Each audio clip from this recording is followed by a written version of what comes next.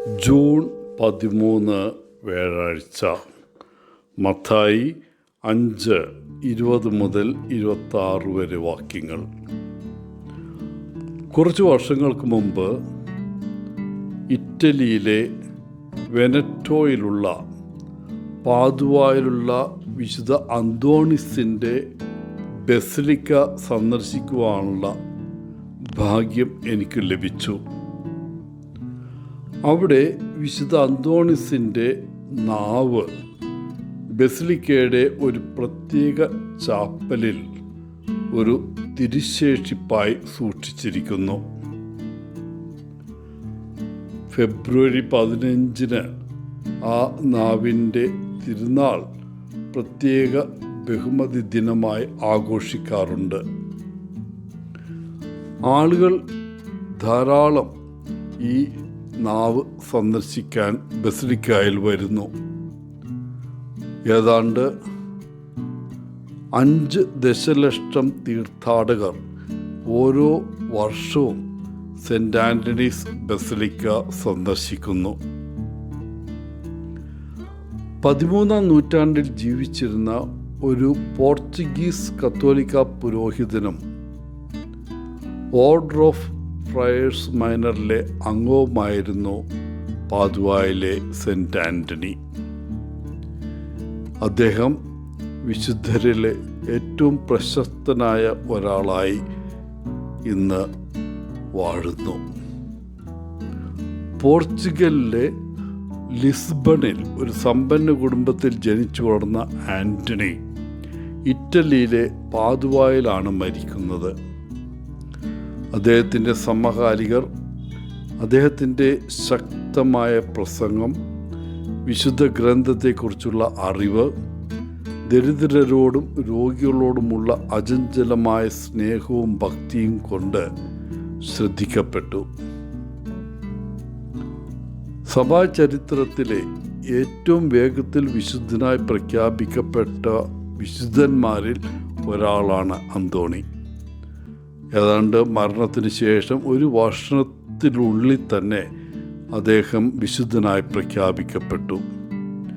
1946 Pius 12 മാർപ്പാപ്പ അദ്ദേഹത്തെ സഭയുടെ ഡോക്ടർ ഓഫ് ദി ചർച്ച് ആയി പ്രഖ്യാപിച്ചു.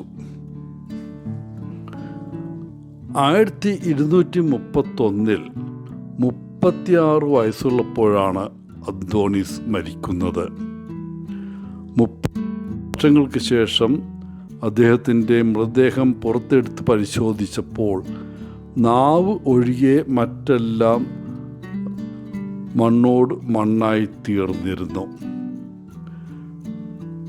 പാദുവായിലെ വിശുദ്ധ അന്തോണിക്ക് ഈ അനുഗ്രഹം ലഭിക്കാൻ കാരണം അദ്ദേഹം തൻ്റെ നാവ് കൊണ്ടാണ് പാഷണ്ഡികളുടെ അബദ്ധ സിദ്ധാന്തങ്ങളെ തകർത്തത്.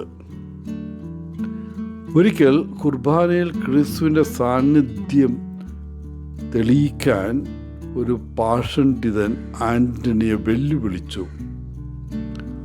അന്തോണിയെ കളിയാക്കാൻ ശ്രമിച്ച ആ വ്യക്തി പട്ടിണി കിടന്ന ഒരു കോവർ കഴുതയെ പുറത്തു കൊണ്ടുവന്ന് കുറേ കാലിത്തീറ്റ കാണിച്ചു.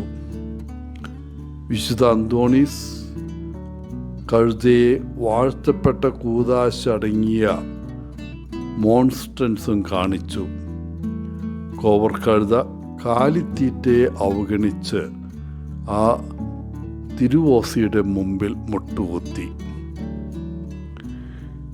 നമ്മുടെ ഇന്നത്തെ സുവിശേഷ വായനയിൽ ഒരാൾക്ക് സ്വർഗരാജ്യത്തിൽ പ്രവേശിക്കുന്നതിന് ആവശ്യമായ 2 കാര്യങ്ങളെക്കുറിച്ച് പരാമർശിക്കുന്നു.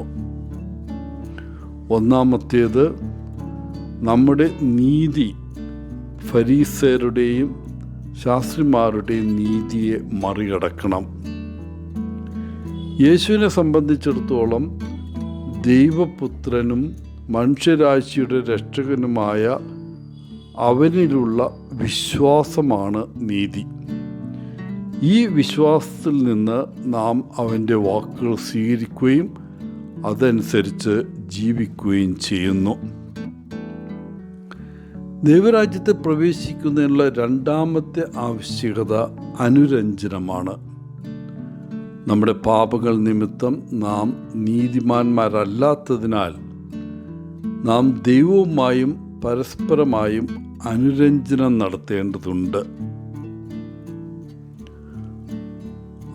ഏറ്റവും വലിയ 2 കൽപ്പനകൾ ലംഘിക്കുന്നത് മൂലം ആദ്യം ദൈവത്തോടും പിന്നെ നാം പാപം ചെയ്തവരോടും ക്ഷമ ചോദിക്കേണ്ടതുണ്ട്. പ്രിയപ്പെട്ടവരെ, ദൈവം സ്നേഹമാണ്. അവനുമായുള്ള നമ്മുടെ ബന്ധം സ്നേഹത്തിൽ അധിഷ്ഠിതമാകട്ടെ. നാം ദൈവത്തെ സ്നേഹിക്കുന്നുവെങ്കിൽ ക്ഷമിക്കാൻ എളുപ്പമാണ്. നാം സ്നേഹത്താൽ നിറഞ്ഞവരാണെങ്കിൽ പാപത്തിൽ നിന്നും മരണത്തിൽ നിന്നും മോചനം നേടിയിരിക്കുന്നു.